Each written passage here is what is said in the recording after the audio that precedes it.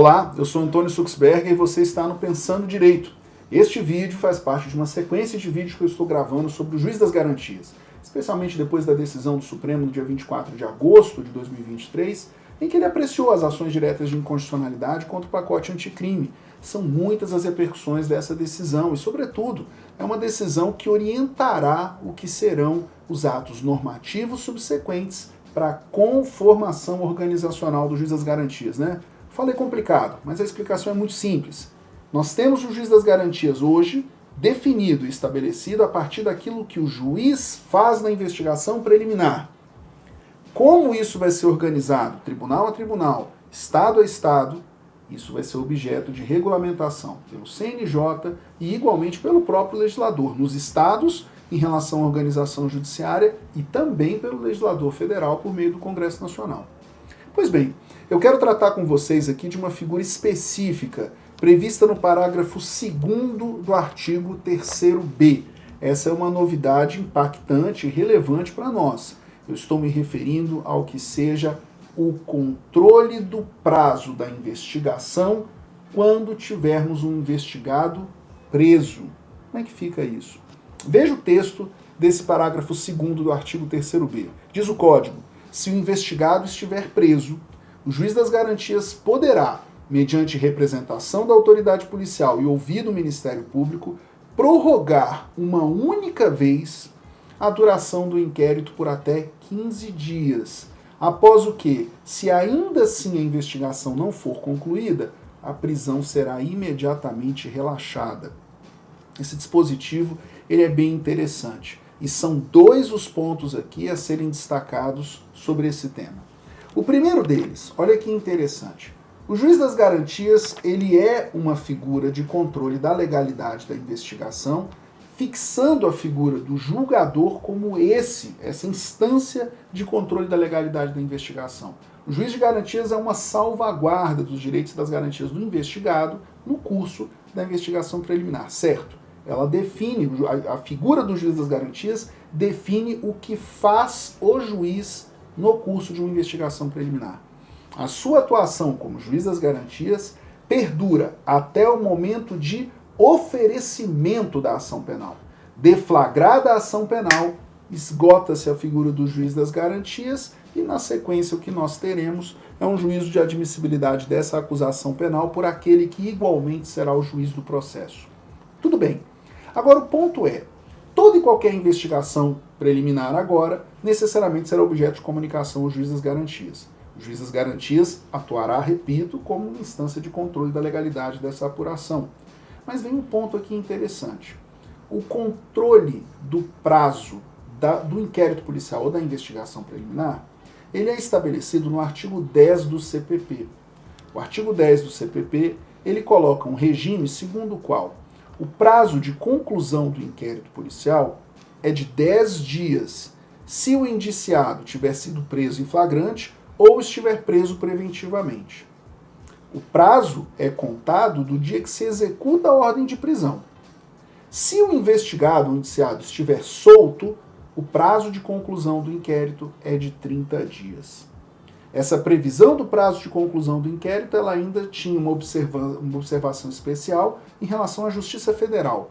É porque o artigo 66 da Lei 5.010, que fala sobre o que seja a organização da Justiça Federal, dizia que o prazo de conclusão do inquérito policial será de 15 dias quando o indiciado estiver preso. E diz também esse artigo que o prazo desse inquérito pode ser prorrogado por mais 15 dias a pedido fundamentado e dirigido ao juiz. Ok, olha que problema interessante. Vem o Código de Processo Penal agora com essa redação estabelecida pelo pacote anticrime e estabelece que, uma vez preso o investigado, o controle do prazo de conclusão do inquérito será do juiz. O que isso significa dizer? Olha que interessante. O inquérito policial é instaurado. Ele tem os seus prazos de conclusão a partir do momento da sua instauração. 30 dias se solto, 10 dias se preso na Justiça Estadual, 15 dias se preso na Justiça Federal. Pois bem, escoado esse prazo, o que necessariamente faz o delegado de polícia? Remete esses autos à instância jurisdicional. O Ministério Público, de posse dessa investigação preliminar, tem sempre três possibilidades. Ou ele deflagra a ação penal, ou ele promove o arquivamento dessa investigação, ou ele indica as diligências que ele reputa imprescindíveis à sua manifestação conclusiva. Isso aqui está previsto no artigo 16 do Código de Processo Penal. Caso ele indique outras diligências que repute imprescindíveis à sua formação, perceba que essa investigação, então, retorna à instância investigatória para prosseguimento dessa apuração. E qual é o prazo desse retorno?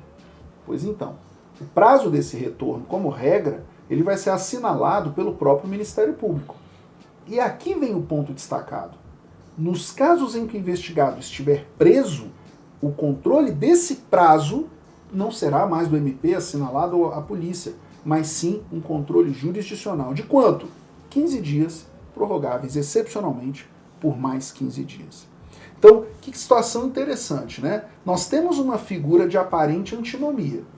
Porque olha que interessante, nós temos 10 dias de conclusão do inquérito policial do investigado preso, contado do momento em que se realiza a prisão, e eventualmente, agora, nos termos do pacote anticrime, esse prazo de conclusão do inquérito poderá observar 15 dias com atenção ao controle jurisdicional, prorrogáveis por mais 15. Então, eu escapo do que seja essa previsão dos prazos assinalados, seja o prazo inicial estabelecido pelo CPP ou os prazos subsequentes assinalados pelo Ministério Público, para atrair o controle jurisdicional quando essa prisão ocorra no curso da investigação. Vamos lá. Se a prisão ocorre no início da investigação, como é o caso da prisão em flagrante, cuja lavratura do auto de prisão em flagrante é ato inaugural do próprio inquérito policial, aqui eu não tenho grandes dificuldades de compreensão, fica fácil entender. Basta eu perceber que eu vou ter aqui os 15 dias a que se refere o parágrafo 2º do artigo 3º-B, prorrogáveis por mais 15, sem problema nenhum. O que eu vou ter, eventualmente, dificuldade de entender é quando houver uma prisão no curso da investigação, e aí eu vou ter dúvidas para se saber qual é o prazo que essa prisão atrai para a conclusão do inquérito. O prazo da prisão é um, o prazo de conclusão da investigação é outro. Eles são autônomos. É claro que um influencia o outro. O prazo de conclusão da investigação ele é influenciado pela presença ou não do investigado preso. Mas percebam que esses prazos não se confundem. Com a previsão agora do pacote anticrime, reconhecida a constitucionalidade dele pelo Supremo, o juiz passa a ser o determinante do prazo da investigação quando o investigado estiver preso. Repito, se a prisão ocorre no nascedouro da investigação, não teremos maiores dificuldades. Agora, se a prisão ocorre, imaginem vocês, uma prisão temporária ou uma prisão preventiva, que ocorra numa investigação policial que já tenha, não sei, 3 meses de instauração, eu, em vez de ter o prazo assinalado pelo Ministério Público para conclusão e remessa do inquérito, eu vou ter imediatamente a incidência do parágrafo 2º para dizer, em 15 dias essa investigação tem que terminar, salvo prorrogação fundamentada por, no máximo, mais 15 dias. Disse o Supremo, e o Supremo fez isso, inclusive, citando a ação direta de inconstitucionalidade que versou sobre o artigo 316 do CPP, eu me refiro aqui a uma ação direta de inconstitucionalidade quando o Supremo decidiu a revisibilidade periódica da prisão preventiva, a ação direta 6.581, que essa compreensão estabelecida pelo Supremo Tribunal Federal igualmente deve ser observada com relação ao que seja o escoamento do prazo de conclusão do inquérito e eventual soltura do investigado na eventualidade de se prosseguir na investigação porque necessário, né? Então, o que o Supremo faz aqui é temperar essa previsão que no texto do CPP é absoluta de que, se for necessário seguir investigando, a soltura do investigado se torna uma medida de rigor. O Supremo coloca, não, vamos observar o que o Supremo decidiu por ocasião do julgamento dessa ação direta de inconstitucionalidade 6.581, quando ele diz que essas novas prorrogações do inquérito serão decididas de forma fundamentada diante de elementos concretos e da complexidade da investigação. E mais, a inobservância do prazo previsto, 15 dias por mais 15, não implica a revogação automática da prisão preventiva. O juízo competente deve ser provocado, instado a avaliar os motivos que a ensejaram nos termos do julgamento dessa ação direta de inconstitucionalidade. Como ficamos então? Vamos lá. Os prazos de conclusão do inquérito seguem regulados pelo artigo 10 do CPP e pelo artigo 66 da Lei 5.010, no caso da Justiça Federal? Sim. No entanto, quando nós tivermos um investigado preso, atenção, o controle do prazo passa a ser um controle jurisdicional. A investigação tem que ser concluída em 15 dias. A prorrogação deve observar decisão jurisdicional fundamentada. O que o pacote anticrime faz é trazer ao processo penal em geral esse desenho até então presente apenas na Justiça Federal. E o ponto de destaque aqui é, significa dizer que escoado o prazo, o sujeito tem que ser imediatamente colocado em liberdade? Diz o Supremo. Não, o juiz precisa ser provocado, instado a dizer, ou colocando em liberdade esse investigado, se verificar que a investigação necessariamente tenha que prosseguir, ou apreciando o que seja eventualmente a razão de conclusão dessa investigação e mantença da prisão. Em português mais claro, o que o juiz vai aferir aqui é indagar o porquê não precipitar da manifestação conclusiva do MP, seja para oferecer ação penal, que é o que se espera, porque você tem um investigado preso, então você imagina que haja materialidade de crime e indício de autoria que é autorizar essa ação, ou que seja eventual e excepcional figura de arquivamento da investigação. O ponto é, o controle do prazo da investigação, quando tivermos um investigado preso, é jurisdicional.